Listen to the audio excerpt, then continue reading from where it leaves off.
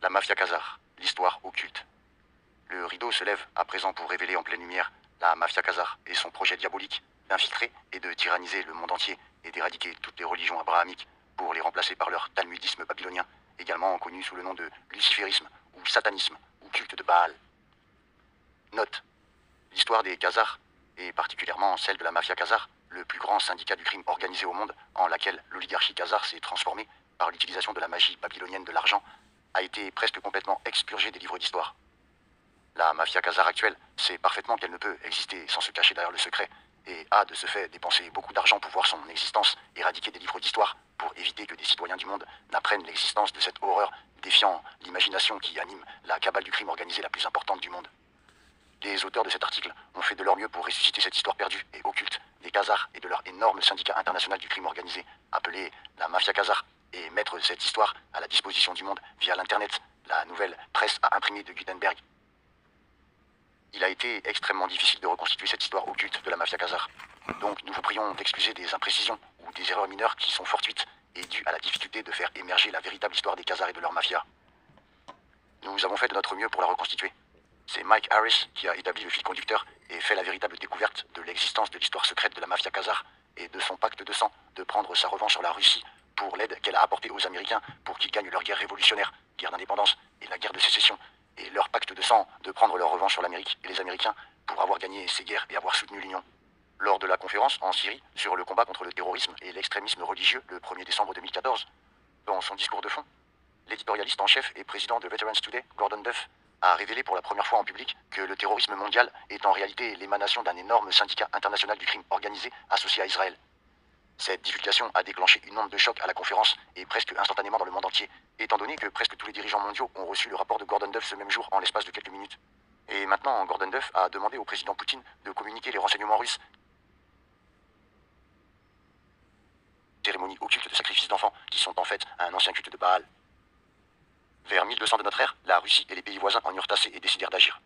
À cette date, les Russes prirent la tête d'un groupe de pays entourant la Khazarie pour l'envahir, afin de mettre fin aux crimes des Khazars envers leur peuple, crimes incluant l'enlèvement de jeunes enfants et des bébés destinés à servir pour les sacrifices sanglants du culte de Baal. Le roi khazar et sa cour de criminels et de meurtriers étaient connus sous le nom de la mafia khazare par les pays voisins. Les dirigeants khazars disposaient d'un réseau d'espionnage très étendu, grâce auquel ils furent avertis à temps pour fuir la Khazarie à destination de l'ouest de l'Europe, en emportant avec eux leur énorme fortune en or et en argent. Ils firent profil bas et se regroupèrent, en prenant de nouvelles identités. En secret, ils continuèrent leur rituel satanique de sacrifice d'enfants et firent confiance à Baal pour leur offrir le monde entier et toutes ses richesses, comme il le leur avait promis, tant qu'ils continueraient à verser le sang et à sacrifier les enfants et les bébés en son honneur. Le roi khazar et sa cour jurèrent de prendre leur revanche sur les Russes et les pays voisins qui avaient envahi la Khazarie et les avaient évincés du pouvoir. La mafia khazare envahit l'Angleterre après en avoir été tenue à distance pendant des centaines d'années. Pour accomplir cette invasion, ils recrutèrent Olivier Cromwell pour assassiner le roi Charles Ier et faire de l'Angleterre un havre sûr pour le système bancaire. Ils fomentèrent les guerres civiles anglaises qui firent rage pendant près d'une décennie, de 1642 à 1651, et se terminèrent par un génocide de la famille royale et de centaines de membres de l'ancienne noblesse anglaise. C'est ainsi que fut créée la City de Londres, en tant que capitale bancaire de l'Europe, et que furent posés les fondements de l'Empire britannique. Notons que c'est vers le milieu du XVIIe siècle que l'emblème de la City, un écu soutenu par deux lions, fut remplacé par un écu soutenu par deux dragons. La mafia khazare décide d'infiltrer et de prendre en otage tout le système bancaire mondial en utilisant la magie noire babylonienne, également connue comme la magie monétaire babylonienne, ou l'art occulte de créer de l'argent à partir de rien, grâce au pouvoir des taux usuraires et des intérêts cumulés. La mafia khazare utilisa son énorme fortune pour pénétrer dans un nouveau système bancaire, fondé sur la magie noire et la magie occulte de l'argent babylonienne, qu'elle prétend détenir des esprits malveillants de Baal en récompense de nombreux sacrifices d'enfants qu'ils ont offerts en son honneur. Cette magie babylonienne de l'argent implique d'échanger des certificats de crédit papier contre des dépôts en or et en argent, ce qui permettait aux voyageurs d'emporter leur argent sous une forme facilement remplaçable s'ils perdaient les certificats ou s'ils leur étaient dérobés. Il est intéressant de noter que le problème qui avait été créé par les Khazars comportait également une solution offerte par eux. Finalement, le roi khazar et sa petite cour infiltrèrent l'Allemagne avec un groupe qui a choisi le nom de Bauer pour les représenter et perpétuer leur système malveillant soutenu par Baal. Les Bauer de l'écu rouge, qui représentent leur sacrifice sanglant au culte d'enfants, changèrent par la suite leur nom en Rothschild, alias enfants du roc. Histoire cachée de la mafia khazaria. Une société incroyablement maléfique émerge à Khazaria. Les Khazariens se développent en une nation dirigée par un roi maléfique qui avait les anciens armoires babyloniens des oligarques occultes lui servant de cour. Pendant ce temps, les Khazariens sont connus dans les pays environnants comme des voleurs, des meurtriers, des bandits de la route, et pour avoir assumé l'identité des voleurs qu'ils ont assassinés comme une pratique professionnelle et un mode de vie normal. L'an 600 après Jésus-Christ, l'ultimatum est livré par la Russie et les autres nations environnantes. Les dirigeants tant d'années de plaintes de leurs citoyens que, en tant que groupe, ils ont lancé un ultimatum au roi khazarien.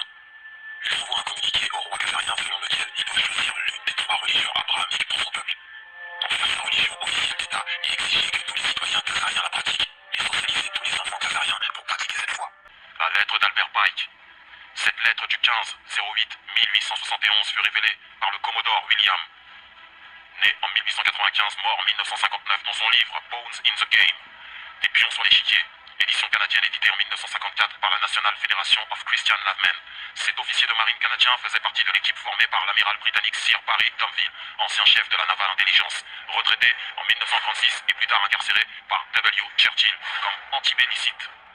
Mais des deux défaites subies par la France, la militaire et sociale, profiteront à la fois les financiers cosmopolites et les disciples de Karl Marx, tandis que les promoteurs du World Revolutionary Movement, Giuseppe Mazzini et son homologue nord-américain le général Albert Pike, dans leur lettre du 15-08-1871 traitant du schéma crise de guerre, révolution des trois guerres mondiales suivies des trois grandes révolutions qui doivent marquer le XXe siècle, Albert Pike, 33e degré, grand commandeur du rite écossais du Sud, fonda sa propre obédience luciférienne, le New Reformer Palladian Rite, destiné à appuyer le mouvement révolutionnaire mondial.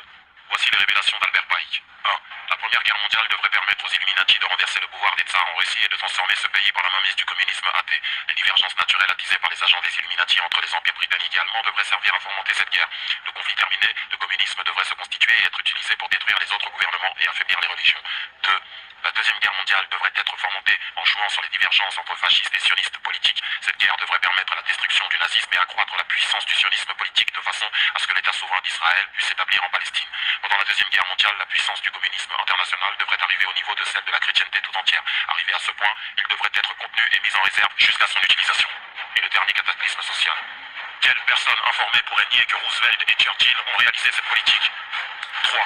La Troisième Guerre mondiale doit être fomentée en utilisant les divergences que les agents des Illuminati attiseront entre les sionistes politiques et les dirigeants du monde musulman. La guerre doit être menée de telle manière que l'islam, le monde arabe, y compris la religion de Mahomet et le sionisme politique, y compris l'État d'Israël, se détruisent mutuellement. Dans le même temps, les autres nations, une fois de plus, divisées entre elles à ce propos, seront forcées de se combattre jusqu'à un état d'épuisement complet, physique, moral, spirituel et économique. Le 15 août 1871, Pike disait à Mazzini qu'après la Troisième Guerre mondiale, ceux qui aspirent à dominer le monde sans conteste provoqueront le plus grand cataclysme social que le monde ait jamais connu. Ou sinon ses propres termes empruntés à la lettre cataloguée au British Museum Library à Londres.